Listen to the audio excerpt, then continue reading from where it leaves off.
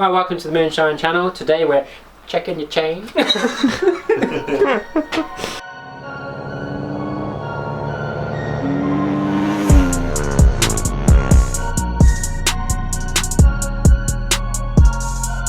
as you can see down here, chain is way too slack.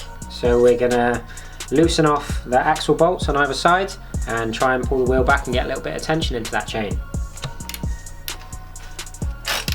So you don't want to crack it too much, just enough to be able to wiggle the wheel around. There we go. These are your points of adjustment there. When you're winding away from yourself, you're adding some slack to the chain. When you're winding out or towards yourself, you're going to put some tension into the chain. So we're going to start winding her out because our chain's slack, as you can see.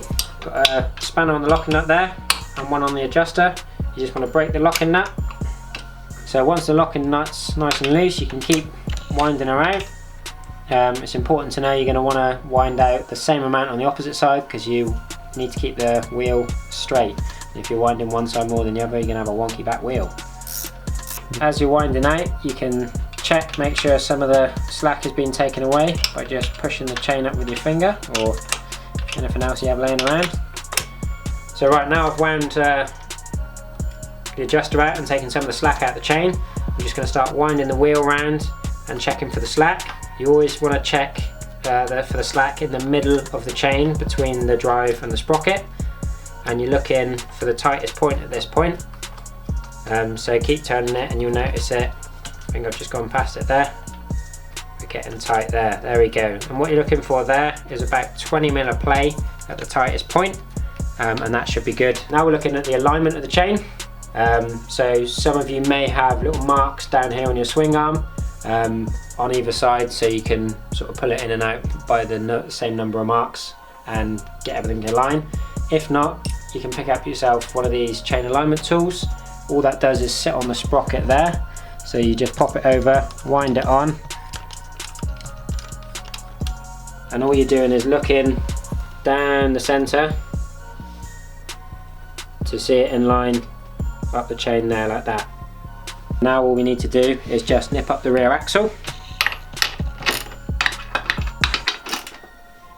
Good, and we're still nice and straight down there, and you've still got the slack in the middle. Right, so we've just nipped up the back axle. What you want to do now is just tighten your locking nuts again like that. Do both sides. And then one last thing before you can go out, we're just looking to torque up the rear axle. So we've got that set to 50 Newton meters.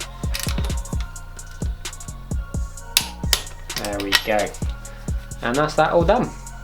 So if you found that useful, like and subscribe to the channel. If there's anything that you want us to see us do in more detail, or any other videos you can think of, drop us a comment below. And we'll catch you in one of the next how-to videos.